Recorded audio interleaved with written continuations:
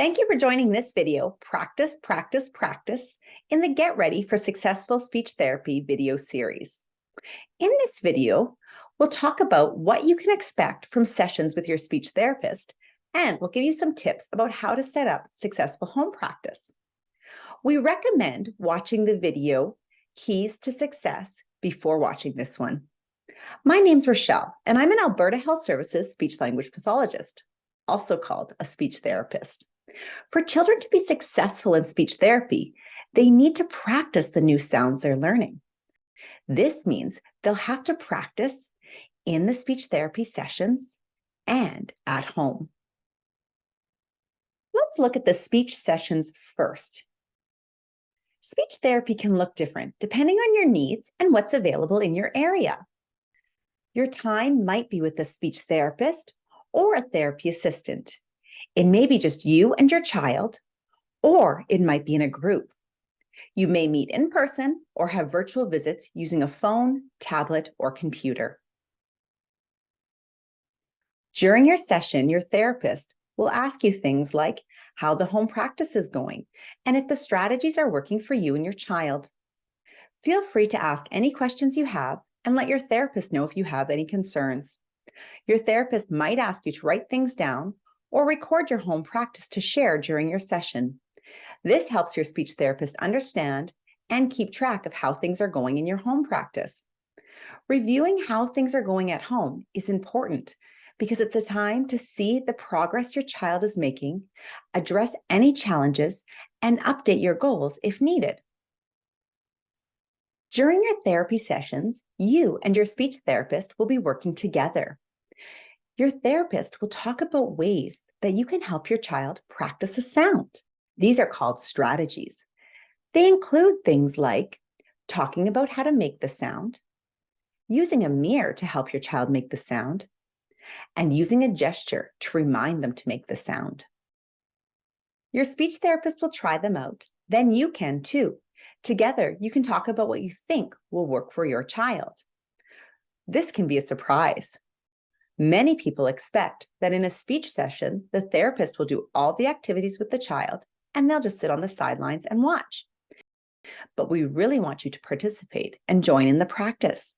It's important for you to watch what your therapist does and then try it out for yourself.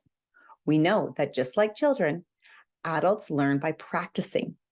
This is especially helpful to get you and your child ready for home practice. Learning this way can make some parents or caregivers uncomfortable. It's natural to feel this way. We just ask that you try. We'll offer as much help as you need and go at your pace. We're here to help you and your child succeed.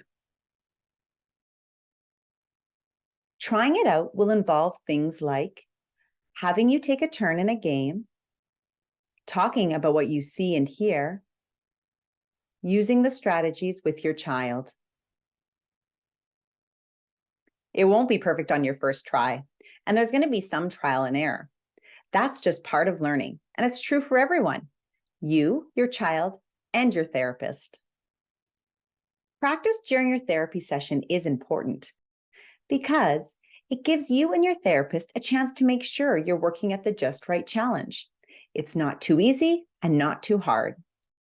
It helps to figure out which strategies are working for your child. It helps to figure out which activities your child enjoys and how to get enough repetitions in those activities. And it's a chance to monitor overall progress and update the goal as needed. Let's watch and see what this might look like in a therapy session. I want to make sure that you feel confident when you do the sound work at home. So what I'm going to get you to do is I would like you to cue her to make that sound. And before she makes it, you can call it the sound and you can remind her that she makes that sound with her tongue between her teeth. And if you'd like to get her to look in the mirror when she's practicing, that can be really helpful too. Okay. Give it a go. All right, Liv. Do you want to try the sound? Remember, we play our tongue. And you could look in the mirror and try it. That's a good job. That's really great. Right. Liv, Can you give me a smile first and then stick your tongue between your teeth? Pretty good. Now show Dad. Smile. Great. There you go. So that smile might help her to prevent her from tucking that lower lip in, which could make a clearer sound. Right. Now that you have an idea of what to expect from the speech therapy sessions, let's talk about home practice.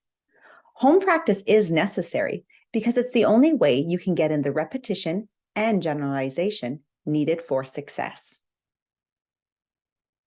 Here are 3 suggestions to make your home practice successful. 1, make a plan. 2, make a routine. And 3, make it motivating. Let's start with making a plan.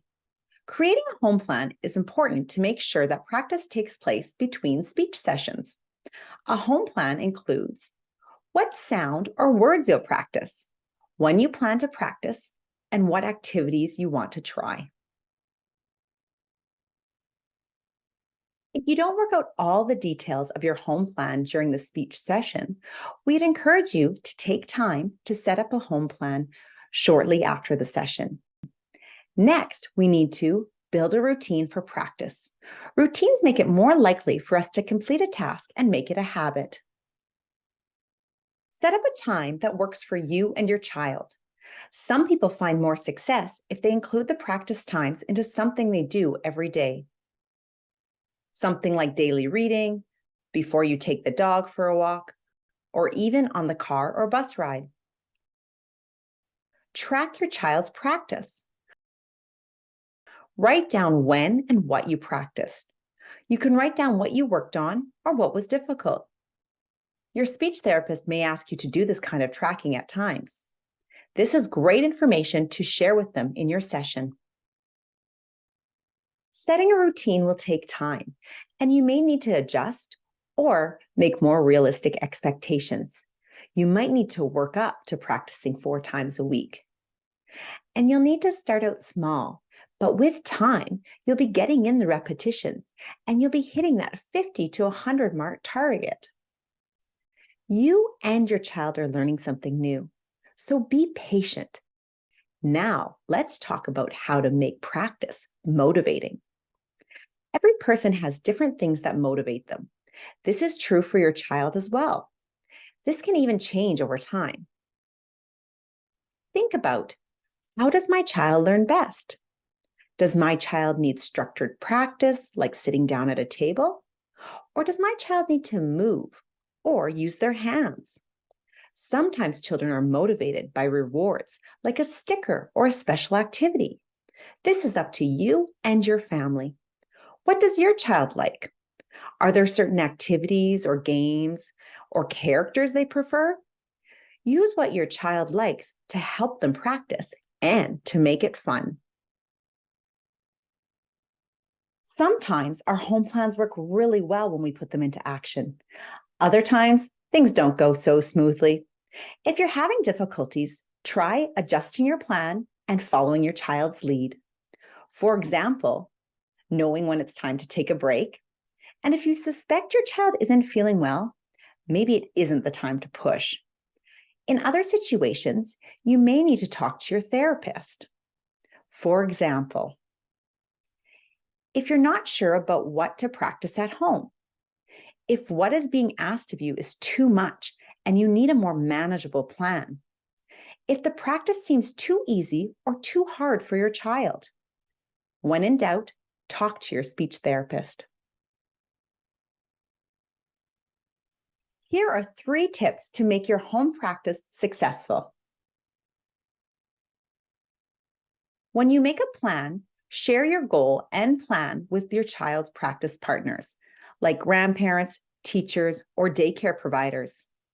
If it's helpful, share the plan with your child. You're more likely to achieve your goal if everyone knows their role and what's expected. When you make a routine, set yourself a reminder to help you and your child remember to practice.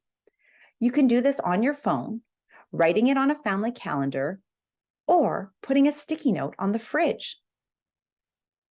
When you make it motivating, think about your child's role in their speech practice. Involve them in simple decisions to help them stay engaged and keep them motivated. You can offer simple choices of how they want to practice on that day, or they can participate in simple ways, like putting a check mark or a sticker on a chart every time they practiced. We hope that you find this information helpful. If you want to learn more, continue watching this series. Get ready for successful speech therapy.